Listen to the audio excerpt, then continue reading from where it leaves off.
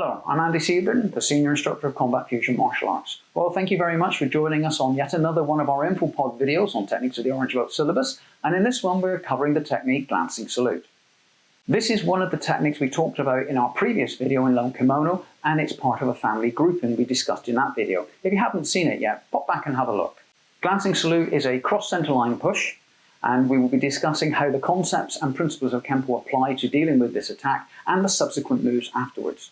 We'll also be looking at the body structure and how balance whilst delivering knee kicks can affect the integrity of the strike itself. We will also at the end progress on to our normal look at variations section. But before we move on to the variations at the end, there is a small section dealing with how sometimes Kenpo techniques are misjudged by people from other systems or from Kenpoists themselves. People sometimes see a Kenpo technique as just a massive, great, fast flurry of hand movements that really don't seem to have any effect on the opponent at all. This is not really true.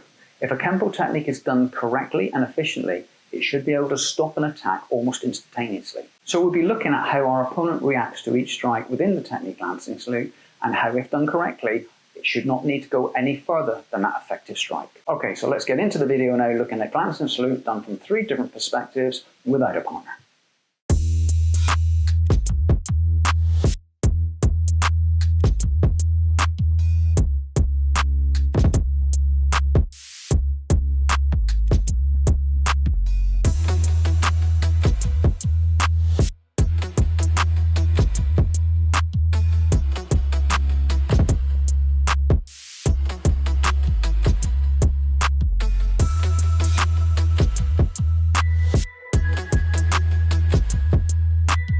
This technique receives its name from the push or salute delivered by our opponent. This salute ricochets or glances off of our shoulder, hence the name glancing salute. The defensive actions in glancing salute are similar to the technique triggered salute, one technique being on the outside, the other working on the inside. An important observation we should make is how our opponent attacks. The most common attack I see in this technique is a side-on attack, almost resembling a fighting horse stance. This is what I term a sterile dojo attack. Ask yourself, how likely is this to be an attack you would encounter upon the street? We are much more likely to encounter a squared-up attack, as this facilitates the use of a follow-up weapon from our opponent. The force of our opponent's attack, coupled with our body momentum, causes our rear hand to rise up. We take advantage of this natural movement by raising our hand to pin our opponent's attacking limb to our body. As our opponent initiates his attack, step forward and to the outside of his line of attack and immediately pivot into a forward bow as your rear hand pins your opponent's attacking hand to your body, simultaneously delivering an inward vertical forearm to our opponent's elbow joint. When applying the inward vertical forearm strike, please be aware of your body structure. Keeping an erect spine is preferable, but avoid having your attacking arm too far away from your body's mass. Here we see a car knocking through brick walls. It is the bumper that makes first contact with the brick wall, but it is the mass of the car behind the bumper that actually knocks through the wall. By keeping our vertical forearm strike closer to our body, we can more effectively apply the mass of our body behind this strike. We are in fact utilizing a third-class lever setup. Our opponent is the load, our inward forearm strike is the effort, and our pinning check is the fulcrum. Here, Mark's arm is replaced by a stick. The mass of my body behind the strike is what breaks the stick. Although we are using a vertical forearm strike, this could be deleted in favor of us just using the mass of our body directly. Just as we should be aware of our opponent's attack, we should also be aware of his reactions. When dealing with our opponent's attack, his reaction is to try to relieve the pain by attempting to step forward. To cancel this step, we check down with our lead arm, forcing our opponent's attacking arm down and into his groin. Should our opponent react in a different manner, the checking of his arm could lead to a reorbit and potential counterattack. In response to his arm being checked into his groin, our opponent bends forward. Pivot into a forward bow, delivering a torquing heel palm to our opponent's chin. Remember, torque through the target, not at it. An alternate option, depending on our opponent's position, is to deliver our own glancing salute to the outside of his jaw. Whichever method you apply, finish with your hand hooking around the rear of our opponent's neck in the shape of the crane. At this point, we are still in a forward bow, with our lead arm checking our opponent's lead arm. We now pull down with our rear arm, anchoring the elbow as we simultaneously deliver a knee kick to our opponent's stomach.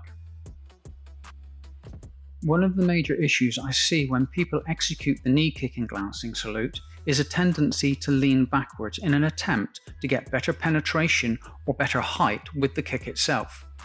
This pulls your mass in the opposite direction, weakening the effectiveness of the knee kick. This will also then require a re-engagement of your backup mass to bring it forward to complete the move. It is better to keep your posture upright as you deliver the knee kick, but this will still cause your backup mass to stall. Then your mass must again be re-engaged to complete the move. It is more desirable to have your mass moving in the direction of your knee kick for directional harmony. It will not need to be then re-engaged as it is already engaged and working for you. Have your kicking leg plant forward to check to the inside of your opponent's leg. Time the planting of your foot to coincide with an inward elbow to your opponent's face, whilst you maintain a check with your free hand. At this point, we will now proceed on to the extension to glancing salute. If you do not require this at your stage of training, you may wish to bypass the next section. From the point of impact of your inward elbow to your opponent's face, have your rear foot drag up to your lead foot simultaneously, having your lead elbow pivot around your opponent's chin to strike to the far side of his jaw. Continue the flow of this movement to end by dropping into a reverse bow, buckling your opponent's inner knee joint with your lead leg. As you strike to his groin with a heel palm, and your rear hand checks at your opponent's face. From the reverse bow, have your lead leg strike with the knee to the inside of your opponent's knee joint, causing a buckling of his stance. Land into a front twist stance and immediately deliver a finger hook to your opponent's eyes. From here, complete your cover out.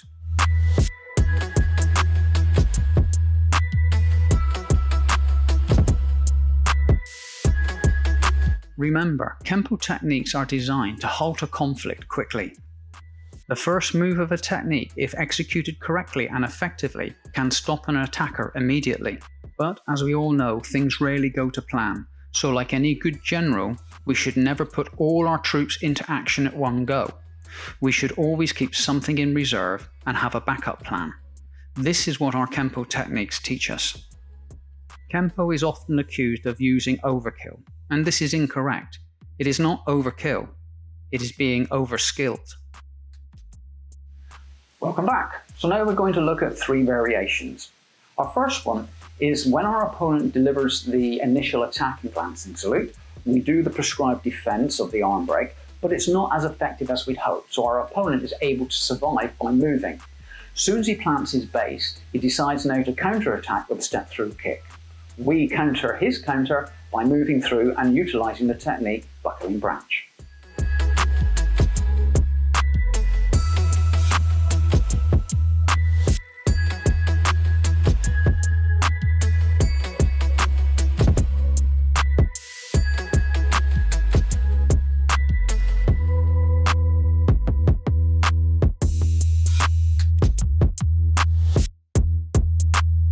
So let's get on to our next variation.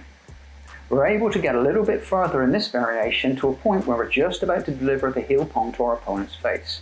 However, he's not as incapacitated as we expect, and he's able to defend and block our heel palm.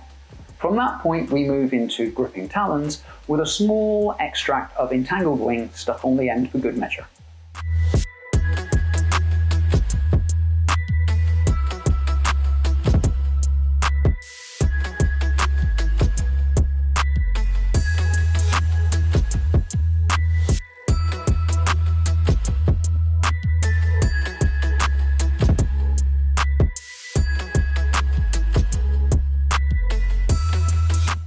Okay, so let's get on to our third variation. In this one, we get all the way through to be able to deliver the knee kick to our opponent's stomach. But for whatever reason, we may be slower than we expect, or he actually reacts more violently than we expect. He gets into a position with his head down where it's impractical for us to deliver an inward elbow. So we just convert the angle of this elbow from horizontal to vertical, deliver an upward elbow, and then flow into twisted twig.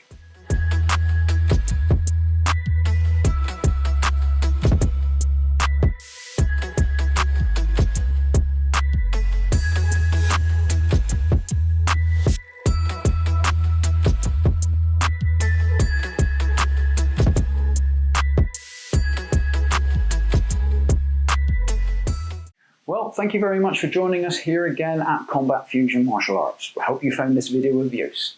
Now, if you have found this video of use and you like the content, please put some comments down in the comment section of the videos. It helps our position in YouTube, and it also gives us good feedback to know that we're on the right track. Also, if you have anything in Kenpo you're a bit unsure of, or you want to ask a question of, please put that down there as well. And if we can, we'll answer your question either by reply in the comment section or provide a video for you as well. But remember, these are our views, they're not the only views in Kenpo. So if you do ask a question, please understand that.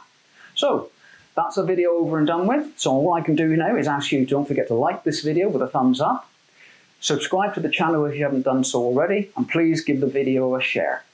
Thank you very much for joining us here at Combat Fusion Martial Arts. This is Andy Seetherton saying goodbye.